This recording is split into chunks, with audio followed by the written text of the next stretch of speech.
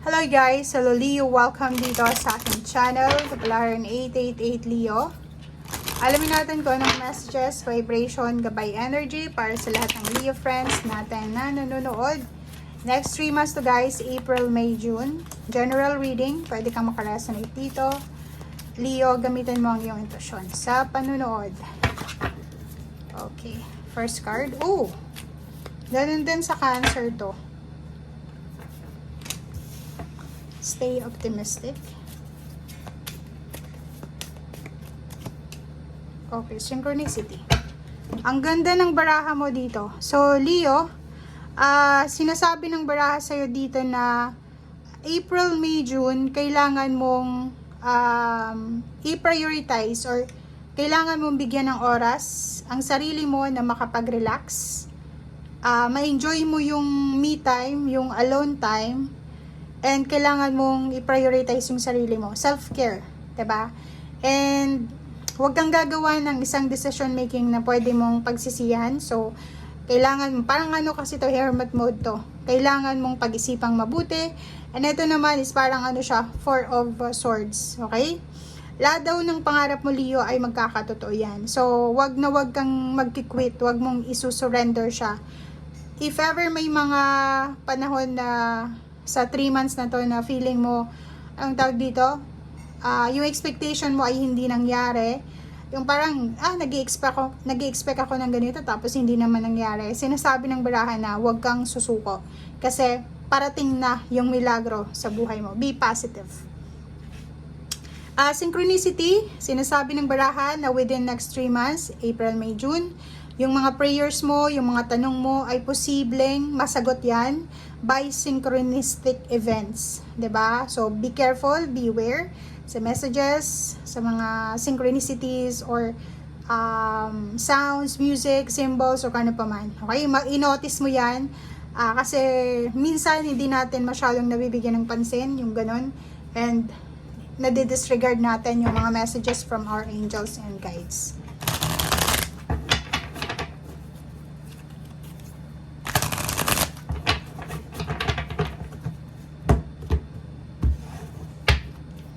Okay. 5 of Autumn. And then release. Wow. So, next 3 months, April, May, June, 5 of Autumn is same din to dito. Ang dalawang barahan to ay magkapreho lang. Sinasabi na, if kailangan mo ng tulong, reach out. 'Di ba? Humingi ka ng tulong. If kailangan mo ng tulong, humingi ka ng tulong. Kung gusto mong lumipat ng trabaho, kung gusto mong lumipat ng career, wag na wag mo yung gagawin ngayong 3 months na to. Okay? May mga challenges ka sa usaping pera. Siguro, nagsimula to last year. Siguro November or October, parang gano'n. Until now, still challenging pa rin yung pera mo. But, kung makikita mo dito, yun nga, stay positive. Stay positive kasi may solusyon dyan. Okay? I-relax mo lang yung sarili mo. And release the past. Let go of the past. Kailangan mo nang tapusin yung bagay-bagay na hindi mo na kailangan kasi may paparating na mga bagong oportunidad. So, kailangan mo nang mag-move on. Kailangan mo na, like for example, hindi ka maka-move on sa relationship mo sa past. Paano yung darating? 'Di ba? Unfair naman yun sa darating, sa new beginnings mo. Sa trabaho, ganun din. Hindi ka maka-move on sa dati mong company. Ganun pa rin yung emotion mo, gusto mong bumalik, paano naman kung nakalipat ka na, 'di ba? So yun, guys.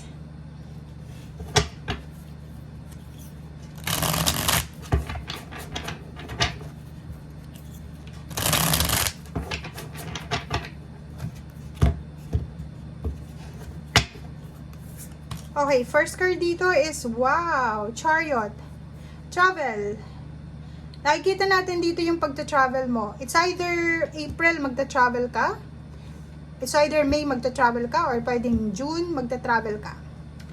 Ang nakikita ko sa'yo dito, ingat ka lang kasi may plano kang lumipat ng bahay, lumipat ng lugar or ng career. Hindi ito yung tamang timing, hindi itong tamang oras para sa ganun. Okay, ang daming okasyon. Marami kang okasyon na isa-celebrate from April, May, June. Meron ditong wedding anniversaries, merong birthdays, may reunion, may graduation, may binyag. Ang daming balita or ang daming source ng emotion dito. So, marami kang makikilala, maraming babalik sa buhay mo. Relationship, it's either mga magbabalikan to. May magkikita sa isang reunion, may magkikita sa isang celebration, ang posibleng magkakabalikan, parang ganon. Justice, good karma, may posibleng good karma dito na parating. So, be positive nga. May contract signing, merong mga dokumento, papeles na kailangan kang ayusin, may kakasal, diba? Marriage contract, or posibleng mag-asawa to na pipirma sila ng kontrata together sa pera.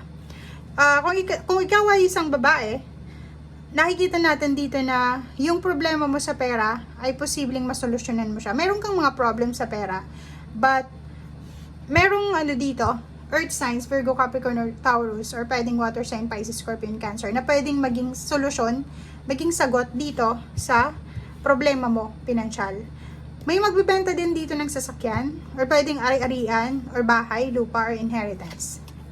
Okay, Two of Pentacles. Ang focus mo sa 3 months na to is yung mabalanse yung pera mo. Yung parang makabayad ka sa mga utang mo, magkaroon ka ng extra money para sa mga occasions, sa travel, o sa kung ano pa man.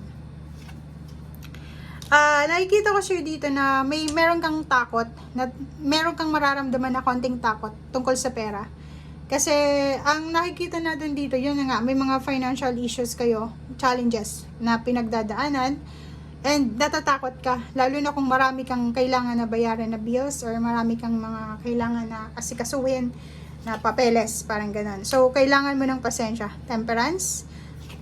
And at the same time, nakikita ko sa'yo dito, may naghihintay sa iyo, o ikaw itong naghihintay. Pwede ikaw ay naghihintay ng tulong, financial, or posibleng ikaw ito na hinihintay ng taong ito para tulungan mo siya sa usaping emosyonal.